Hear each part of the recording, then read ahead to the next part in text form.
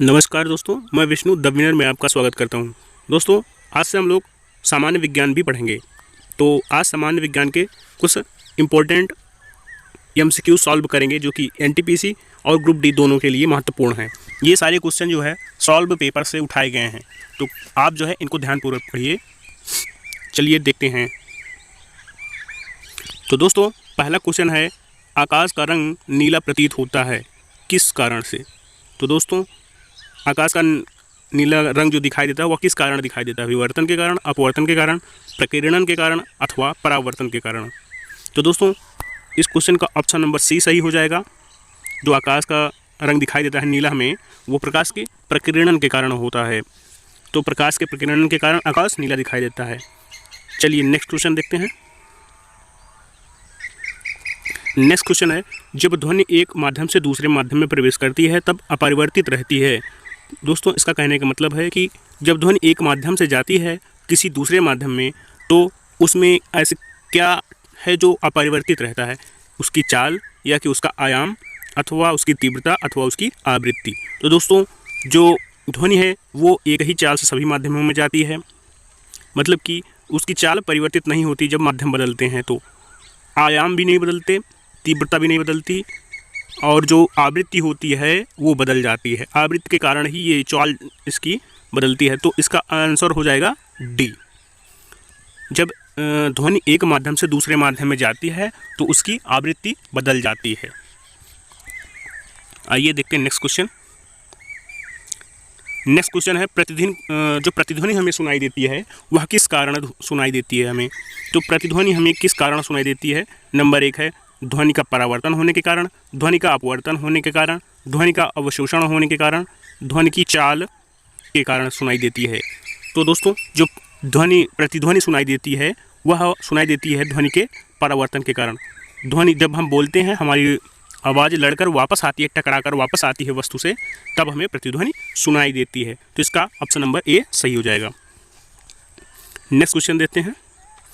दोस्तों, जब स्टील की गोली को पारे पे डाला जाता है तो वह तैरती है, क्योंकि पारे में कोई वस्तु डूब नहीं सकती, पारे का घनत्व अधिक होता है, स्टील का घनत्व अधिक होता है, गोली तैर नहीं सकती। तो दोस्तों, जो पारा होता है उसका घनत्व जो स्टील की गोली है उससे अधिक होता है। तो इस क्वेश्चन का ऑप्शन नंबर सी सही हो जाएगा। चलिए देखते हैं नेक्स्ट क्वेश्चन।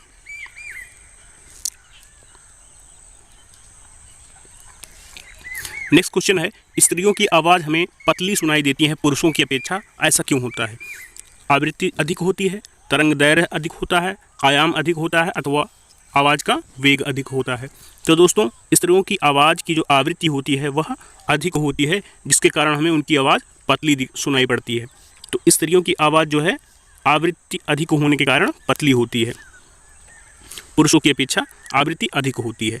नेक्स्ट क्वेश्चन है, तारों व सूर्य की ऊर्जा का स्रोत है।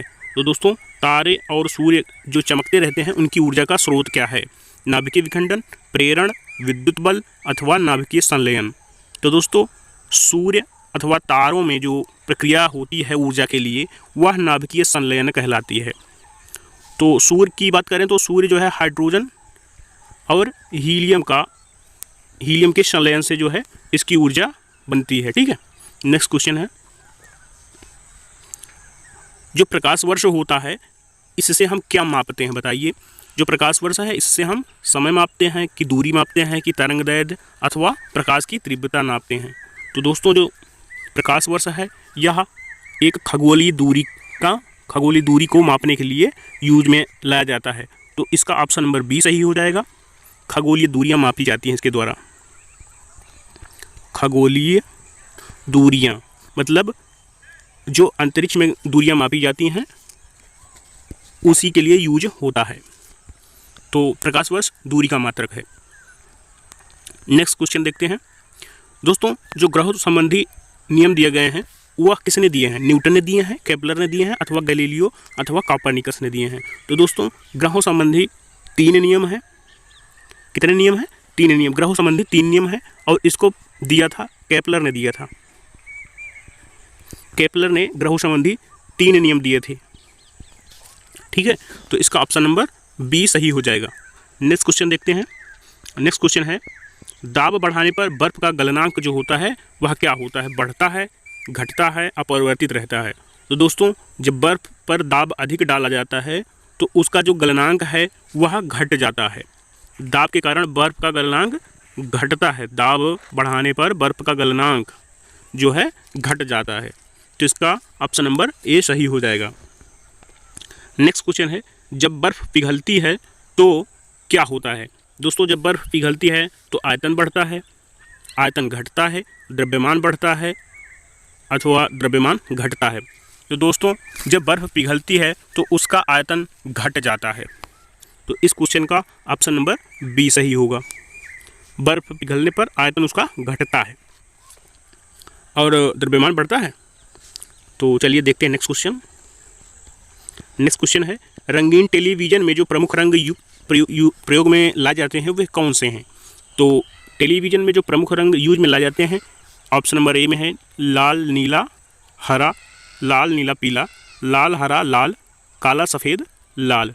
तो दोस्तों टेलीविज़न में जो है लाल नीला हरा रंग का यूज किया जाता है। तो इस क्वेश्चन का ऑप्शन नंबर ए सही हो जाएगा। चलिए देखते हैं नेक्स्ट क्वेश्चन। तो दोस्तों नेक्स्ट क्वेश्चन है, सेल्सियस व फ़ारेनहाइट पैमाने का पाठ्यांक निम्न में से किस ताप पर समान होता है। 0 degree Celsius, -40 degree Celsius, -100 degree Celsius अथवा -273 डिग्री सेल्सियस। तो दोस्तों जो डिग्री सेल्सियस है और फ़ारेनहाइट पैमाना है उसमें जो है -40 डिग्री सेल्सियस पर दोनों पैमाने समान होते हैं। तो इस क्वेश्चन का ऑप्शन नंबर बी सही हो जाएगा। सेल्सियस और फ़ारेनहाइट पैमाने जो है आपस में बराबर होते हैं -40 डिग्री सेल्सियस पर। तो इस क्वेश्चन का ऑप्शन नंबर बी सही होगा। नेक्स्ट क्वेश्चन देखते हैं, इंद्रधनुष बनने का क्या कारण है। तो इंद्रधनुष बनने का कारण है प्रकीर्णन, परावर्तन, ध्रुवण अथवा पूर्ण आंतरिक परावर्तन व अपवर्तन। तो दोस्तों जो इंद्रधनुष बनता है उसमें परावर्तन व अपवर्तन की दोनों घटनाएं होती हैं। तो इस क्वेश्चन का ऑप्शन नंबर डी सही हो जाएगा, पूर्ण आंतरिक परावर्तन व अपवर्तन के कारण। चलिए नेक्स्ट क्वेश्चन देखते हैं। नेक्स्ट क्वेश्चन है, पानी से भरे गिलास में बर्फ़ तैर रही है, बर्फ़ पिघलने पर गिलास में पानी का तल बढ़ जाता है, अपवर्तित रहता है, घट जाता है अथवा इनमें से कोई नहीं। दोस्तों बर्फ़ का टुकड़ा यदि गिलास में तैर रहा है तो उसके पिघलने के पश्चात जो गिलास में पानी है उसका स्तर बढ़ेगा कि घटेगा या फिर अपवर्तित रहेगा। तो दोस्तों बर्फ़ के पिघलने के पश्चात गिलास में पानी का तल जो है अपवर्तित रहेगा, मतलब पिघलेगी बर्फ़ गिलास में तब भी जल का जो स्तर है उतना ही बना रहेगा। नेक्स्ट क्वेश्चन है,